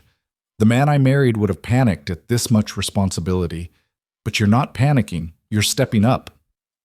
"I'm terrified," he admitted. "Good. Fear means you care, just don't let it paralyze you." She smiled. "And Avery seems wonderful, by the way. Noah talks about her constantly. It's still new. We're taking it slow." "Don't take it too slow. Life's short. If you found someone good, hold on to them." After she left, Caleb stood on the porch, watching Noah play on the now-repaired swing set. The autumn sun slanted through bare tree branches, casting long shadows across the yard. Everything felt suspended, balanced on the edge of change. His phone rang. An unknown local number. "Hello? Mr. Mercer? This is Principal Davies from Willow Creek Elementary. I'm calling about Noah." His stomach dropped. "Is he okay?" "He's fine, nothing serious, but there was an incident today at recess. Another child said some unkind things about Noah not having his mother around, and Noah reacted physically, pushed the other boy down." Caleb closed his eyes. "I'll be right there." The drive to school took 5 minutes that felt like 50. When he arrived, Noah was sitting in the principal's office, small and miserable, tear tracks on his face. The other boy was there too with his mother, a woman Caleb vaguely recognized from church functions. Principal Davies explained the situation calmly. The other boy, Tyler, had been teasing Noah about his family situation. Noah had warned him to stop. Tyler persisted. Noah pushed him. "I don't tolerate physical responses," Principal Davies said, "but I also don't tolerate bullying. Both boys will have consequences." Tyler's mother bristled. "My son wasn't bullying, he was asking questions." "Saying someone's mother doesn't want them isn't asking questions," Caleb interjected, voice tight with controlled anger. "It's being cruel." "Well, maybe if your family situation wasn't so complicated." "Mrs. Harrison," Principal Davies cut her off firmly. "I think we're done here, Tyler. You'll have lunch detention for the rest of the week. Noah, same consequence. And both of you will write apology letters." After Tyler and his mother left, Caleb crouched in front of Noah. "You okay, bud?" Noah nodded, not meeting his eyes. "Want to tell me what happened?" "Tyler said Mom moved away because she doesn't love me anymore. He said that's why she's going to Seattle, that she picked a job over me." Noah's voice cracked. "I told him to stop, but he kept saying it, so I pushed him." Caleb's heart shattered. He pulled Noah into a hug, feeling his son's small body shake with suppressed sobs. "Listen to me. Your mom loves you more than anything. She's moving for a job, yeah, but she's not leaving you. You're going to see her all the time. And the reason you're staying here with me? Because she knows how happy you are. Because she wants what's best for you. That's what love looks like sometimes. Letting go so someone can thrive." But Tyler said, "Tyler's wrong. And being wrong doesn't give him the right to hurt you with words. But you also can't hit people, even when they're being mean. We use our words, not our hands. Got it?" Noah nodded against his shoulder. They left the principal's office hand in hand. In the truck, Noah was quiet until they were almost home. "Daddy, do you think I'm broken because my family's different?" The question gutted him. Nobody, you're not broken. Families come in all shapes and sizes. Some kids have two parents at home, some have one. Some have grandparents or aunts and uncles raising them. What matters isn't the shape, it's the love. And you have so much love. From me, from Mom, from Grandma and Grandpa, from Miss Avery. You're not broken. You're surrounded. That evening, after Noah was settled with homework, Caleb called Avery and told her everything. "How is he?" she asked. "Shaken, angry, hurt, all of it. And you?" "Same. I want to find Tyler's mom and give her a piece of my mind, but that would probably violate some parenting code." "Probably." He could hear the smile in her voice. "Want me to come over?" "Yeah, actually, yeah." She arrived with ice cream and a willingness to just be present. Noah's face lit up when he saw her, and they all ended up on the couch eating mint chocolate chips straight from the container while a kids' movie played on TV. Halfway through, Noah crawled into Avery's lap like it was the most natural thing in the world. She wrapped her arms around him without hesitation, and Caleb watched them together, feeling something shift in his chest. This was what family looked like. Not perfect, not traditional, but real and present and full of love. After Noah went to bed, Avery stayed to help clean up. They worked in comfortable silence until Caleb finally said what had been building all evening. "I love you." Avery's hand stilled in the soapy water. She turned to look at him, eyes wide. "I know it's fast," he continued. "I know we're still figuring this out. But watching you with Noah tonight, seeing how you just showed up without question, I love you, Avery, and I needed you to know."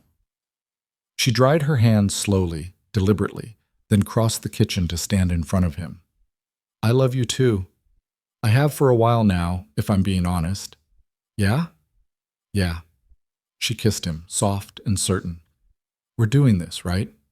Really doing this? We're really doing this."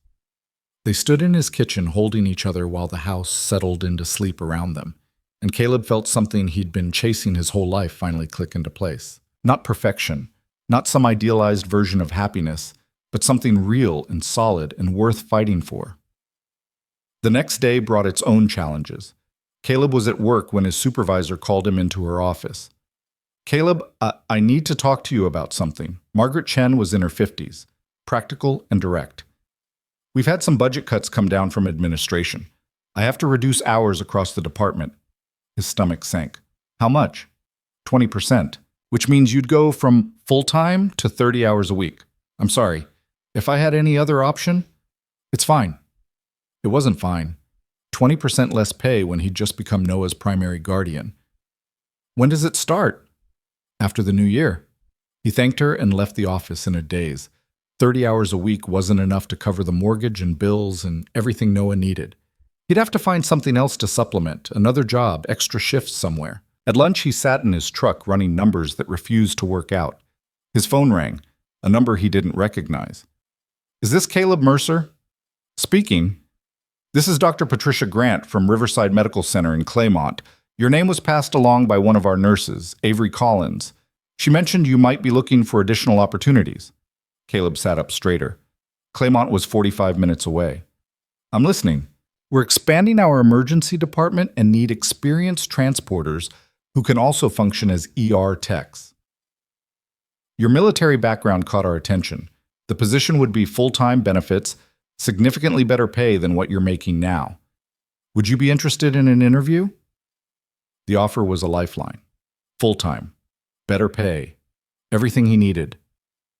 And it was 45 minutes from Willow Creek. "Can I ask, what are the hours?" 3 12-hour shifts a week. You choose your days, though we'd need weekend coverage. Flexible scheduling for parents. 3 days a week. He could make that work.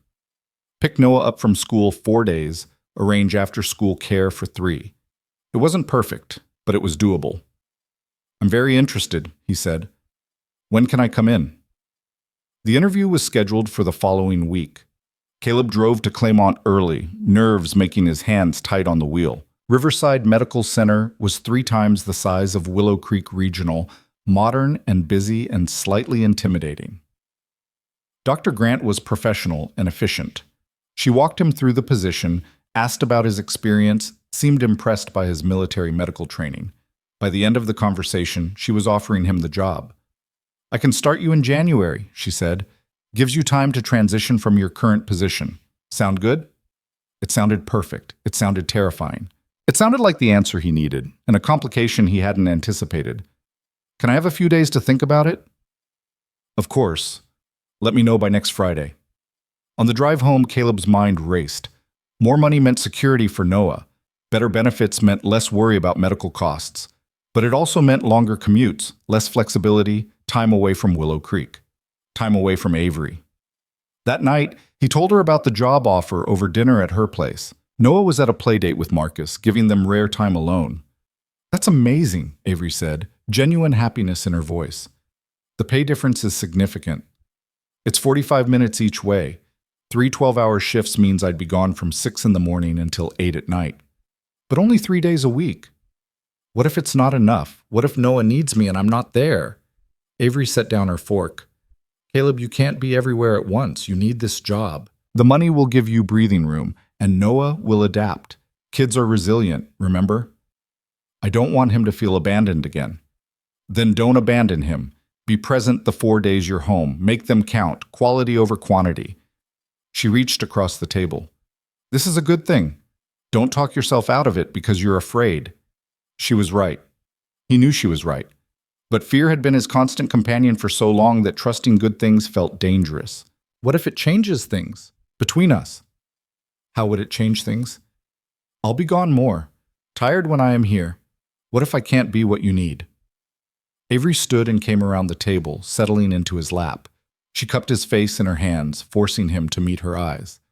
Listen to me very carefully. I'm not with you because you're convenient. I'm not with you because you're perfect or because you have everything figured out. I'm with you because you're real, because you try, because you show up for the people you love. She kissed him softly. Take the job, Caleb. Build the life you and Noah deserve. I'll be here. Promise? Promise. He took the job. The news spread through Willow Creek with the speed of small-town gossip. People congratulated him at the grocery store, at church functions, at Noah's school. Margaret Chen was genuinely happy for him, helped him transition smoothly out of his position at Willow Creek Regional. Michelle called to congratulate him too. See? You're figuring it out. I knew you would. But as December settled over the town, bringing snow and holiday preparations, doubt crept in at odd moments. Caleb would watch Noah playing, see Avery laughing at something he'd said, and wonder if he was making the right choice. If leaving town 3 days a week was the same as running again, just in a different package. Then came the night that changed everything. It was a Friday evening, 2 weeks before Christmas. Caleb and Avery had driven out to the lake cabin she sometimes borrowed from a friend, a small A-frame on the water, peaceful and isolated. Noah was with Michelle's parents for the weekend. They'd made dinner together, sat on the dock despite the cold, talked about everything and nothing. The conversation had turned to the future, to what came next. I'm thinking about buying a house, Avery said, wrapped in Caleb's jacket. Something bigger, maybe with a yard. You have a yard. A bigger yard. Room for, I don't know, possibilities. Possibilities. She turned to look at him, something vulnerable in her expression. I'm 32, Caleb. If I want kids of my own someday, the window isn't infinite. And being with you and Noah, seeing what family can look like, it's made me think maybe I do want that. The admission hung between them, heavy with implication. Are you asking if I want more kids? Caleb asked carefully. I'm saying I'm thinking about the future, our future, what it could look like if we keep moving in this direction. Before he could respond, headlights swept across the cabin. A car pulled up, expensive, unfamiliar. A man got out, tall and polished in a way that screamed city money. Avery's entire body went rigid. No. Who is that? Derek. The name came out flat, emotionless. My ex. The man approached the dock with confident strides, as if he had every right to be there. Avery, I thought I might find you here. How did you even know? Avery stood, and Caleb stood with her, positioning himself slightly in front. You need to leave, Derek. I drove 3 hours to talk to you. Just give me 5 minutes. No, her voice was steel. We have nothing to discuss. Don't be childish. I'm trying to... Why? She said leave. Caleb's voice cut it through the night, calm but carrying an edge that made Derek's eyes narrow. And you are? Someone who respects when a woman says no. You should try it. Derek's smile was condescending. Avery, come on. Tell your friend here that adults can have conversations. He's not my friend. He's my boyfriend. And he's right. You need to leave. Now. I'm not leaving until you hear me out. Claire and I are done. The marriage was a mistake. I came back because I realized you're the one I should have fought for. We can fix this. Start over. Derek? Avery's voice shook slightly, but her resolve didn't waver. I don't care about your marriage. I don't care about your regrets. You made your choice 3 years ago when you told me to choose between you and my dying father. I made mine. And now I'm making another one. I'm choosing to be done with you, permanently. You can't seriously be happy here, playing house with some... Caleb moved before he fully registered the decision, stepping between them. You're going to stop talking now. You're going to get in your car, and you're going to leave. Because if you say one more disrespectful thing about Avery or her life, we're going to have a problem. Derek sized him up, clearly debating, but something in Caleb's stance, the military bearing, the absolute certainty, made him reconsider. This isn't over, Derek said, but he was already backing toward his car. Yes, it is, Avery called after him. Don't contact me again. Don't show up here. We're done. They watched his taillights disappear down the access road. When the sound of his engine faded completely, Avery turned into Caleb's arms and shook. I'm sorry, she said against his chest. I'm so sorry he came here that he... Hey, stop. Caleb held her tight. You have nothing to apologize for. That guy's an asshole. He is. He really is. She pulled back to look at him. Thank you for standing up for me. For Avery, I will always stand up for you. Always. He cupped her face gently. But what mattered most wasn't me being here. It was you. The way you told him no set that boundary. That was all you. I meant what I said. About being done. About choosing this life. I know, I heard you. They went back inside, the moment with Derek settling into the past where it belonged. Later, lying in bed with Avery curled against him, Caleb stared at the ceiling thinking about choices and boundaries and the courage it took to say no to the wrong thing so you could say yes to the right one. I want the future too, he said into the darkness. The one with possibilities. With you. Avery's hand found his. Yeah? Yeah, I don't know what it looks like exactly, but I know I want you in it, whatever shape it takes. She kissed his shoulder. That's all I needed to hear. Outside, snow began to fall, blanketing the world in quiet white. Inside the cabin, wrapped in warmth and certainty, Caleb felt the last of his doubts begin to dissolve. He'd spent 7 years running from Willow Creek, from intimacy, from the risk of staying in one place long enough to build something real. But running was over. Now he was here, present, all in. And for the first time in his life, that felt like exactly enough. January swept into Willow Creek on the back of a blizzard that shut down schools for 3 days and turned the town into a snow globe. Caleb started his new position at Riverside Medical Center the week after New Year's, driving through pre-dawn darkness 3 mornings a week, headlights cutting tunnels through falling snow. The work was demanding but satisfying in ways his old job hadn't been. The ER was controlled chaos, a constant stream of emergencies and critical decisions. His military training proved invaluable, staying calm under pressure, triaging efficiently, moving patients quickly through overcrowded hallways. By the end of his first 12-hour shift, he was exhausted but energized. You're a natural at this, Dr. Grant told him after his second week. Ever think about going back to school, becoming a nurse or a paramedic? The suggestion planted itself in Caleb's mind, taking root in quiet moments. Going back to school meant student loans, stress, years of juggling work and classes. But it also meant growth, purpose, a career instead of just a job. He mentioned it to Avery one evening while she helped Noah with his spelling homework at the kitchen table. You should do it, she said without hesitation. You're great with patience. You have the foundation from your EMT training. Why not build on it? Money, time, the fact that I'm barely keeping my head above water as it is. There are programs for people in your situation. Financial aid, night classes, online options. She tapped her pen against Noah's workbook. Don't talk yourself out of something before you even explore it. Noah looked up from his homework. Are you going back to school, Daddy? Maybe. Thinking about it. That's cool. Marcus's dad went back to school last year. He says it's hard, but he likes learning new stuff. Out of the mouths of children, Caleb thought, not for the first time. That weekend, while Noah was at a birthday party, Caleb researched programs. There was a bridge program at Claymont Community College, EMT, to paramedic, designed for working adults, classes 2 evenings a week plus online coursework. The more he read, the more it felt like something clicking into place. He was filling out an application when Avery let herself in through the back door, stamping snow off her boots. Doing it? She asked, reading over his shoulder, thinking about it really seriously. Good. She kissed the top of his head. I'm proud of you. I haven't even applied yet. I'm proud of you for considering it, for thinking about your future instead of just surviving day to day. Later, lying on the couch with her head on his chest, Caleb voiced the worry that had been gnawing at him. What if I screw this up? What if I take on too much and end up failing Noah, failing school, failing you? Avery shifted to look at him. What if you don't?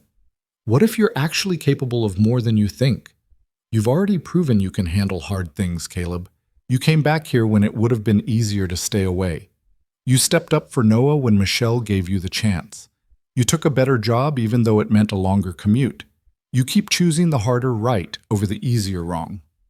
That sounds like something a motivational poster would say. Doesn't make it less true. She poked his chest. Stop waiting for permission to want more from your life. Just go for it. He submitted the application that night. As winter deepened, a rhythm established itself. Caleb worked Monday, Wednesday, and Friday at Riverside, long, exhausting shifts that left him drained but accomplished. Tuesday and Thursday, he had Noah duty, picking him up from school, helping with homework, making dinner. Avery seamlessly wove herself into their schedule, showing up with groceries on Caleb's workdays, taking Noah to the library or the park when Caleb needed to catch up on sleep. It should have felt like too much. Instead, it felt like life. Miss Avery's here again, Noah announced one Tuesday afternoon, bursting through the front door with his backpack bouncing. She brought stuff to make cookies. Caleb found Avery in the kitchen unpacking ingredients, still in her scrubs from work. You don't have to keep doing this. I know, I want to. She handed Noah a measuring cup. Besides, someone promised to teach me how to make snickerdoodles and keeps postponing. I never promised that. You absolutely did. 2 weeks ago. You were half asleep, but it counts. They made cookies, flour dusting every surface, Noah chattering about his day while Avery listened with genuine interest. Caleb watched them from across the kitchen, Avery showing Noah how to roll the dough in cinnamon sugar, Noah's tongue poking out in concentration, both of them laughing when he got more on the counter than the cookies. This was what he'd been missing his whole life. Not perfection, not some Hollywood version of happiness, but this, flour and laughter, and someone who showed up, not because they had to, but because they wanted to. Daddy, you're staring, Noah observed, just thinking about how lucky we are. Super lucky, Noah agreed. Miss Avery makes the best cookies. Hey, Avery protested. We haven't even baked them yet. They're going to be the best, I can tell. Later, after Noah was in bed and Avery was gathering her things to leave, Caleb caught her hand. Move in with us. She froze. What? Move in. Officially. Stop going back and forth across the street. Just be here. The words tumbled out, unplanned but certain. I know it's fast. I know we haven't been together that long. But this, what we have, it works. You're already here most days anyway. Noah loves you. I love you. Why keep pretending you don't belong here? Avery stared at him, something complex working across her features. Caleb, If it's too soon, I get it. If you're not ready, it's not too soon. She set down the dish she'd been holding. But this is a big step. We need to think about what it means. For Noah, for us, for the future. I don't want to be the girlfriend who moves in. If I'm doing this, I need to know it's permanent, that we're building towards something real. Like marriage? Eventually, yeah. I'm not asking for a ring tomorrow, but I need to know we're on the same page about where this is going. Caleb pulled her close, resting his forehead against hers. I want forever with you, Avery. I want you to be Noah's. He paused, the weight of what he was about to say hitting him. I want you to be part of our family. Officially, legally, all of it. Are you proposing? Not yet. But I'm telling you I'm going to. When the time's right, when I have a ring and a plan and can do it properly. But I need you to know that's where my head is. That's what I want. Avery's eyes glistened. Okay. Okay, you'll move in? Okay, I'll think about it. Let me get my head around it, talk to my landlord, figure out logistics. Give me a week? Take all the time you need. She kissed him, slow and deep and full of promise. I love you, and for the record, I want forever too. 5 days later, Avery gave notice on her lease. 2 weeks after that, Caleb and a handful of friends helped move her belongings across the street. It wasn't a lot. She'd been renting furnished. But watching her books fill his shelves, her clothes hanging in the closet next to his, her coffee mugs in the cabinet, made the house feel complete in a way it never had before. Noah was over the moon. Does this mean you're staying forever? That's the plan, Avery confirmed, ruffling his hair. Good. Because I like having you here. It's like having a... He stopped, uncertain. Like having a what? Caleb prompted gently. Like having a family. A real one. All together in the same house. Avery knelt to Noah's level. You've always had a real family, sweetie. It just looks a little different than some other families. But yeah, now we all get to be under the same roof together. Is that okay with you? It's the best. Noah threw his arms around her neck, and Avery caught Caleb's eye over his shoulder, her expression full of wonder and joy. That night, after Noah was asleep and the house had settled into quiet, Caleb and Avery sat on the back porch despite the February cold, bundled in blankets, watching stars glitter overhead. I never thought I'd have this, Avery said softly.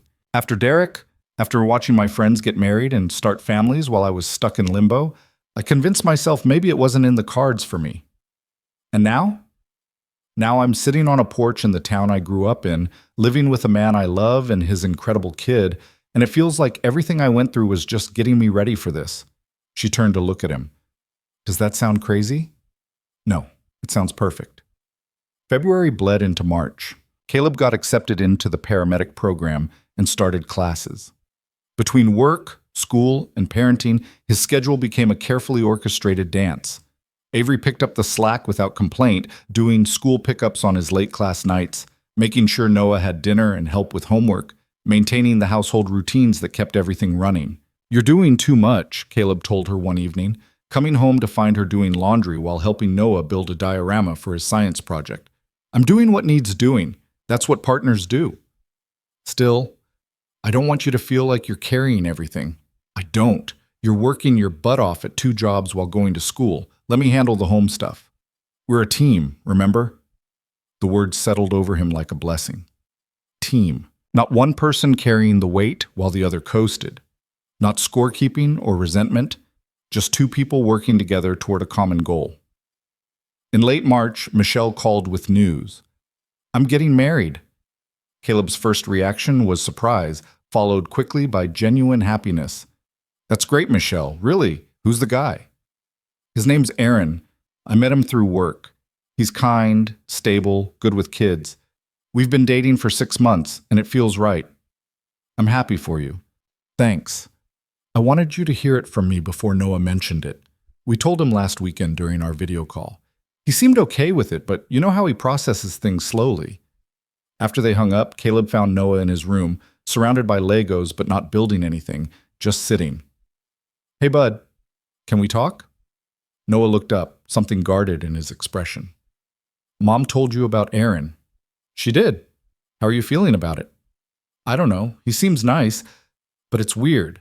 Like, you have Miss Avery now, and Mom has Aaron, and everything's different. Caleb sat on the floor beside him. Different doesn't mean bad. It just means things are changing. And yeah, change can be weird and uncomfortable. But your mom being happy doesn't take anything away from you. Neither does me being with Avery. I know, it's just... Noah struggled for words. What if they have babies? What if Mom has a new family and forgets about me?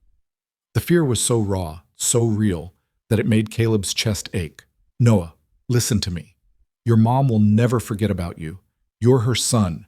Nothing will ever change that. Not a new husband, not new babies, nothing. You're irreplaceable. But what if, no what ifs? Your mom loves you, period. And so do I. And so does Avery. You have so many people in your corner, kid. Don't let your brain convince you otherwise. Noah leaned against him, and they sat in comfortable silence for a while. Daddy, do you think you and Miss Avery will get married too? Maybe, probably. Is that okay with you? Yeah, I like Miss Avery. She's good at helping with homework, and she doesn't get mad when I spill stuff. High praise. Will you have babies? The question caught Caleb off guard. Would that bother you if we did? Noah considered this seriously. I don't think so. It might be cool to have a little brother or sister, as long as they know I was here first. You'll always be first, bud. No matter what happens, no matter who else comes along, you're my son, and you'll always be first. That seemed to satisfy Noah. He went back to his Legos, and Caleb retreated to the kitchen where Avery was making dinner. Noah asked if we're going to have babies, he said without preamble. Avery's hand stilled on the knife she was using to chop vegetables. What did you say? That maybe we would. That it would be okay with me if we did. He moved closer. Is it okay with you? I know we've talked around it, but we've never actually... I want kids with you. The words came out firm, certain. Not right now, not while you're in school, and we're still figuring out our rhythm. But yeah, eventually. I want that. Relief flooded through him. Good, because I want that too. They stood in the kitchen holding each other while pasta water boiled and March wind rattled the windows, and Caleb felt the future stretching out before them, full of possibility.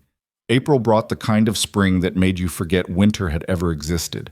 Trees exploded with green, flowers pushed through the last patches of snow, and the whole town seemed to shake off months of hibernation. Caleb's paramedic classes were challenging but manageable. His grades were good, his instructors impressed by his practical experience. At work, he'd been promoted to lead ER tech, which came with a small raise and more responsibility. Life felt like it was finally, miraculously, working out. Then on a Tuesday afternoon, Caleb's phone rang during his break at work. Unknown number, local area code. This is Caleb Mercer. Mr. Mercer, this is Janet Holloway from Child Protective Services. I need to speak with you about Noah Mercer.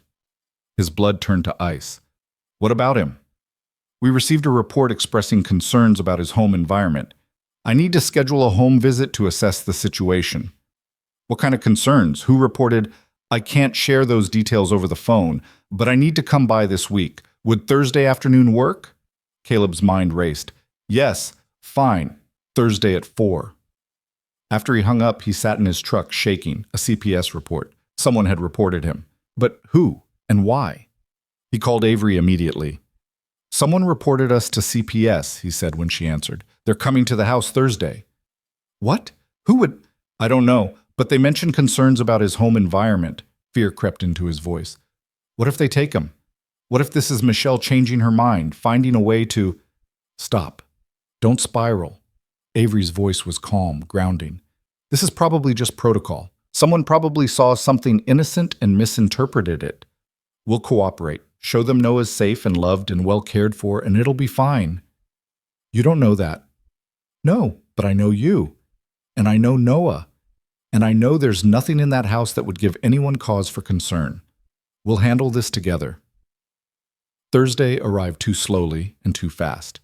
Caleb left work early, drove straight home to find Avery already there with Noah. The house was immaculate, not frantically cleaned, but tidy and lived in and obviously well maintained. Janet Holloway arrived at exactly 4 o'clock. She was in her 40s, professional but not unkind, carrying a clipboard and wearing an expression of practiced neutrality. Thank you for seeing me, she said. This is just a routine check following up on a report. I'll need to speak with Noah alone, tour the house, and ask you both some questions. Standard procedure. Caleb's hands clenched at his sides. Avery squeezed his arm gently. Janet spent 30 minutes with Noah in his room while Caleb and Avery waited downstairs, both wound tight with anxiety. When she emerged, Noah followed, looking confused but not upset. Can you show me his sleeping arrangements? Janet asked. They walked her through the house. Noah's room with his bed, his toys, his artwork on the walls. The bathroom where his toothbrush sat in a cup beside Caleb's and Avery's. The kitchen with its well-stocked pantry and refrigerator. And you're Avery Collins, Janet asked, consulting her notes. Yes, I'm Caleb's. We're together. I live here. How long have you lived here? About 2 months officially, but I've been part of Noah's life since they moved back to Willow Creek last fall. And what's your relationship with Noah? Avery didn't hesitate. I love him. He's an incredible kid. I help with homework, school pickups when Caleb's at work, the general household stuff. We're a family. Janet made notes, her expression giving nothing away. Mr. Mercer, can you tell me about your work schedule? Caleb explained the 3 12-hour shifts, his paramedic classes, the arrangement with Avery for the days he worked. Janet asked about discipline, medical care, school attendance, meals. Every answer felt like a test he might fail. Finally, after what felt like hours but was probably 45 minutes, Janet closed her notebook. Everything looks fine here, she said. Noah seems happy, healthy, well-adjusted. The home is safe and appropriate. I'll be closing this case with no further action needed. The relief was so intense, Caleb had to sit down. Can you tell me who made the report? I'm not at liberty to share that information, but I will say the concerns raised didn't match what I found here. Sometimes people report things out of misunderstanding or, she paused delicately, other motivations. But there's nothing here that concerns me. After she left, Caleb pulled Noah into a fierce hug. You okay, bud?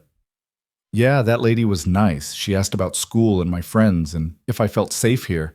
I told her you and Miss Avery are the best. You're pretty great yourself, kid.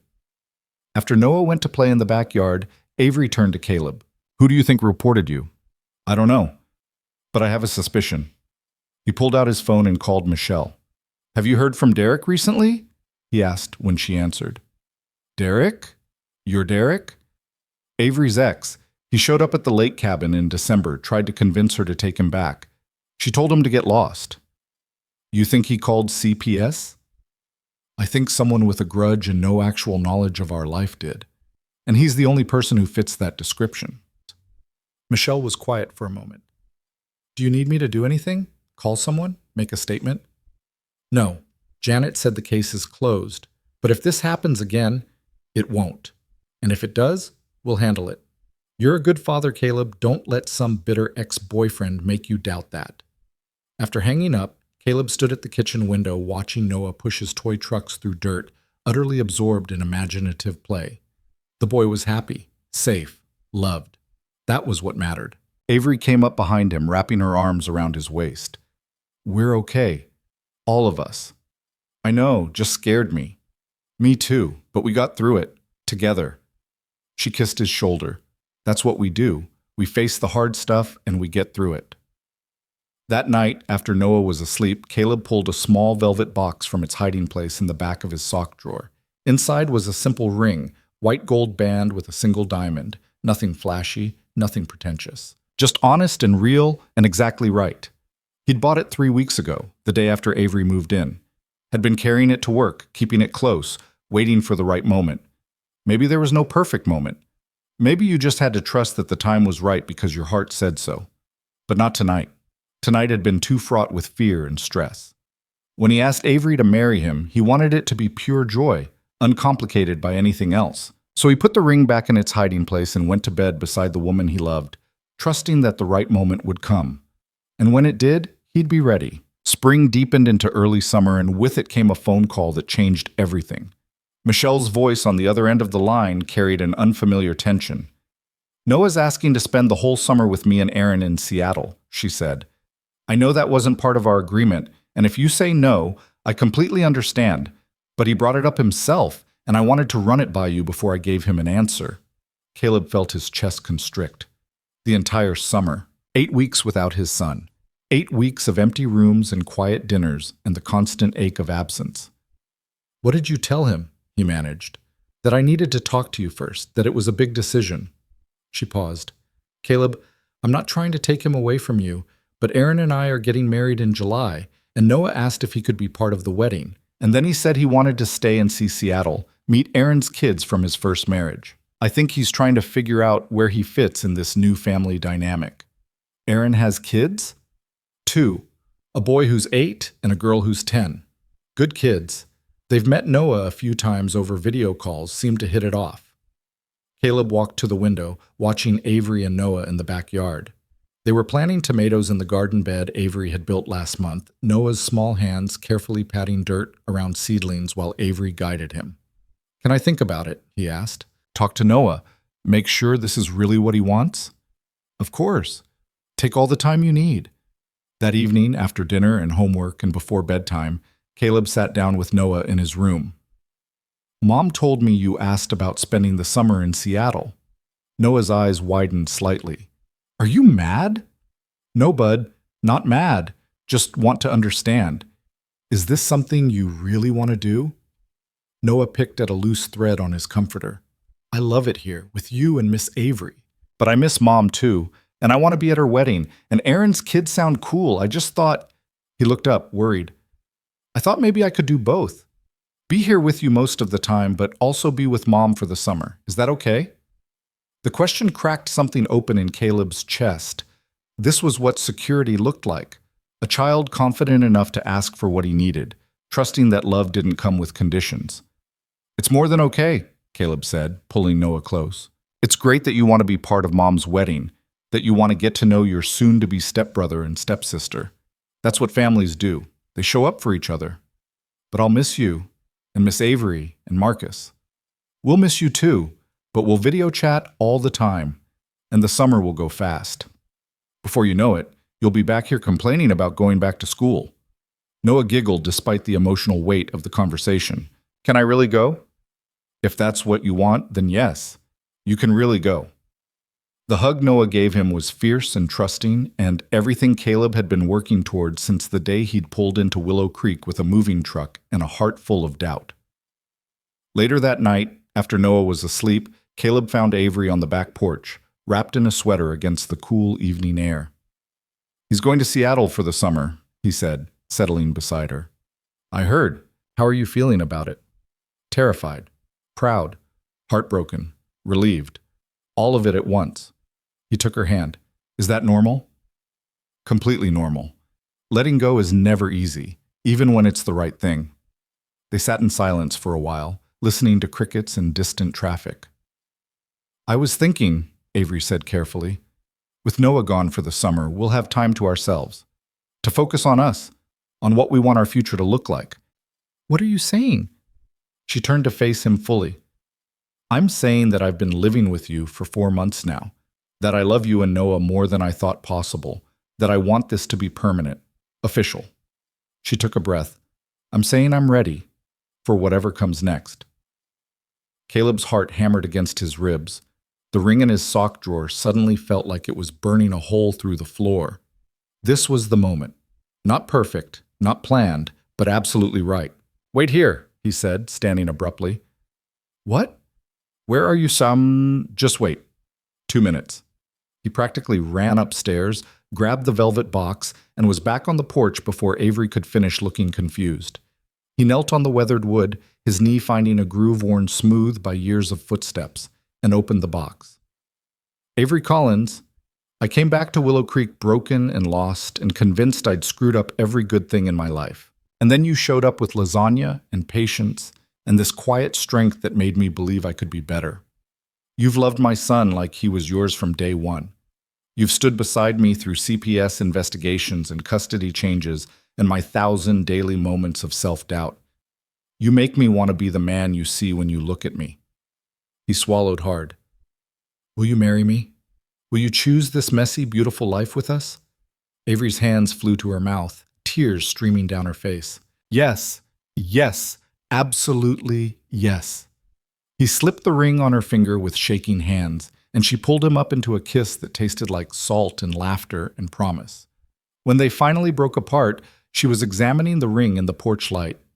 "It's perfect," she whispered. "Simple and honest and exactly right." "Like us." "Like us," she agreed. They stayed on the porch until late, making plans and dreaming out loud about weddings and futures and the life they'd build together. When they finally went inside, Caleb felt lighter than he had in years, like some fundamental weight had been lifted from his shoulders. The next morning, Noah took one look at Avery's hand and shrieked with joy. "You're getting married! Does this mean Miss Avery will be my stepmom? If that's okay with you, Avery said, kneeling to his level. It's the best. Can I be in the wedding? Can I wear a tux? Can we have cake? Yes to all of it, Caleb confirmed, ruffling his hair. But we're not getting married until after the summer. We want you to be part of it. When I come back from Seattle? Exactly. Think you can wait that long? Noah pretended to consider this seriously. I guess, but only because there's cake. They told Michelle over the phone that afternoon. Her reaction was warm and genuine. I'm so happy for you both, she said. Avery's wonderful. Noah talks about her constantly. Thanks, Michelle. That means a lot. And hey, maybe we can do a joint celebration when Noah's back. My wedding in July, yours in the fall. He can be part of both families officially. The generosity of the offer made Caleb's throat tight. This was co-parenting done right. Not competition, not resentment, but genuine support for what was best for their son. June arrived with a heat wave that sent the whole town searching for shade and swimming holes. Caleb finished his semester with straight A's, earning praise from his instructors and a renewed sense of confidence. The countdown to Noah's departure began, each day both precious and bittersweet. They made the most of it. Trips to the lake, movie nights, teaching Noah to ride his bike without training wheels in the driveway.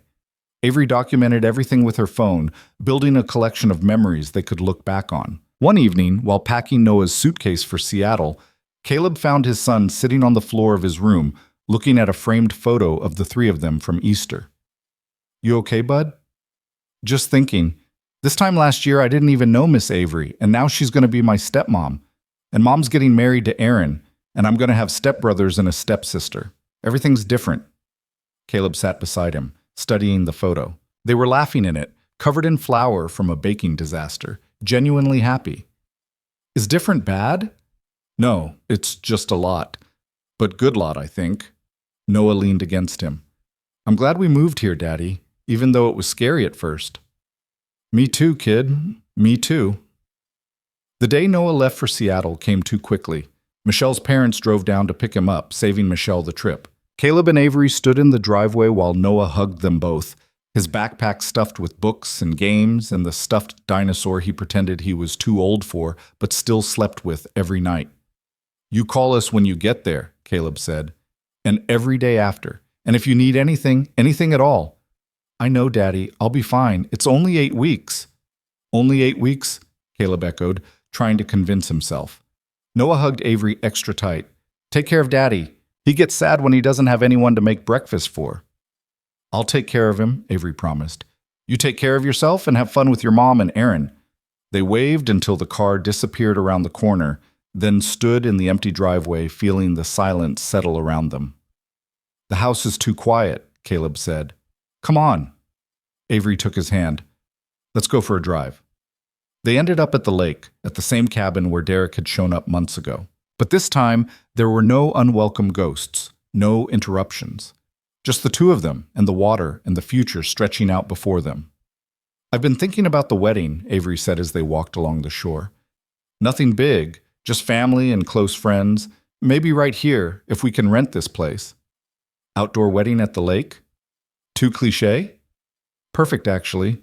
He pulled her close. Everything about this is perfect. They spent the weekend at the cabin, talking and planning and simply being together without the constant pull of schedules and responsibilities. On Sunday evening, driving back to Willow Creek, Caleb realized he felt at peace in a way he'd never experienced before.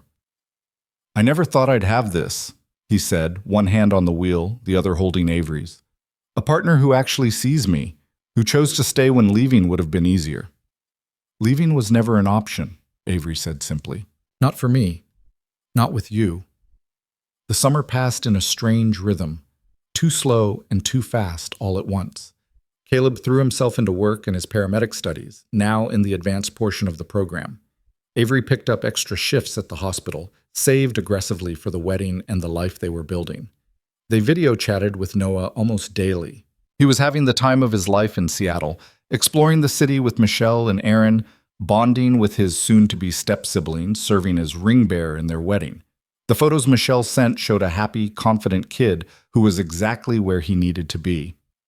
He's growing up, Caleb said one night, looking at a picture of Noah and his stepsister at the Space Needle. He is, but he'll always be your little boy. Avery kissed his shoulder. And in 6 more weeks, he'll be home driving you crazy with stories about everything he did. The waiting was hard, but it was also productive. They painted Noah's room a color he'd picked out before leaving, a deep blue he called Ocean Adventure. They renovated the guest bathroom. They planned a wedding that was small and intimate and exactly what they both wanted. In late July, Caleb got a call from Dr. Grant. "I wanted to give you advance notice," she said. "We're creating a new position, Senior Paramedic Coordinator. It would involve some administrative work, training new staff, but also field response. Better pay, full benefits, and we'd work with your class schedule. You interested?" The opportunity was incredible. More responsibility, better compensation, a clear career path, everything he'd been working toward. "Absolutely interested," he said. "When would it start?" "After you finish your certification, assuming you pass, which based on your performance, I have no doubt you will." That evening, he told Avery over dinner at their favorite restaurant. "This is amazing," she said, genuine pride shining in her eyes. "You've worked so hard for this. Couldn't have done it without you picking up all the slack at home. We're a team. That's what teams do." She raised her wine glass. "To new beginnings." "To new beginnings," he echoed, clinking his glass against hers. August brought Noah home, taller and tanned and bursting with stories. He ran into the house like he'd never left, immediately claiming his newly painted room as the coolest thing ever. "Wait until you see the backyard," Avery said. "We built you a treehouse." Noah's eyes went wide. "A real treehouse?" "Well, more like a platform with walls and a roof, but yeah, pretty real." Caleb watched Noah race outside, heard his whoop of delight, and felt something settle deep in his chest. This was home. Not the building, not the town, but the people in it, the connections they'd built, the love they'd chosen. That night, tucked into bed in his Ocean Adventure room, Noah looked at Caleb seriously. "Daddy, I learned something this summer." "What's that?" "That it's okay to love lots of people. Mom and Aaron and their kids, but also you and Miss Avery and everyone here. It doesn't make any of it less special. It just means my family's bigger." Caleb's throat tightened. "That's exactly right, bud. Love doesn't divide. It multiplies." "That's what Mom said, too." Noah yawned. "I'm glad I'm home." "Me too, kid. Me too." September arrived with cooler temperatures and the start of a new school year. Noah started first grade with Marcus still his best friend. Caleb completed his paramedic certification, passing his exams with scores high enough to earn recognition from the program director. He started his new position at Riverside with a sense of accomplishment that felt earned, not lucky. And on a perfect October afternoon, exactly 1 year after he'd returned to Willow Creek, Caleb and Avery stood under an arch of autumn leaves beside the lake and promised forever to each other. Noah stood between them during the ceremony, holding both their hands, grinning like he'd won the lottery. Michelle and Aaron were there, along with her parents and what felt like half of Willow Creek. The ceremony was simple and honest and full of laughter. When the officiant pronounced them husband and wife, the cheer that went up could probably be heard back in town. At the reception, held in the cabin they'd rented for the weekend, Caleb danced with his new wife, while Noah and his step-siblings ran wild with the other kids. "Happy?" Avery asked, her head on his shoulder. "Ridiculously so. Even though nothing's perfect?" "Especially because nothing's perfect. Perfect is boring. This us, Noah, this whole messy, beautiful life we're building, this is real." Later, when the party had wound down and the guests had left and Noah was asleep on the cabin's couch, Caleb and Avery sat on the dock watching stars reflect on the water. "Thank you," Caleb said quietly. "For what?" "For seeing something in me worth staying for. For choosing us when you could have chosen easier." Avery turned to look at him, her face luminous in the starlight. "There was never any other choice. Not for me. You were worth fighting for from the very beginning." They sat in comfortable silence, two people who'd found their way home to each other, to a town Caleb had once fled, to a life neither of them had planned, but both had chosen. Across the lake, lights from the town twinkled like promises.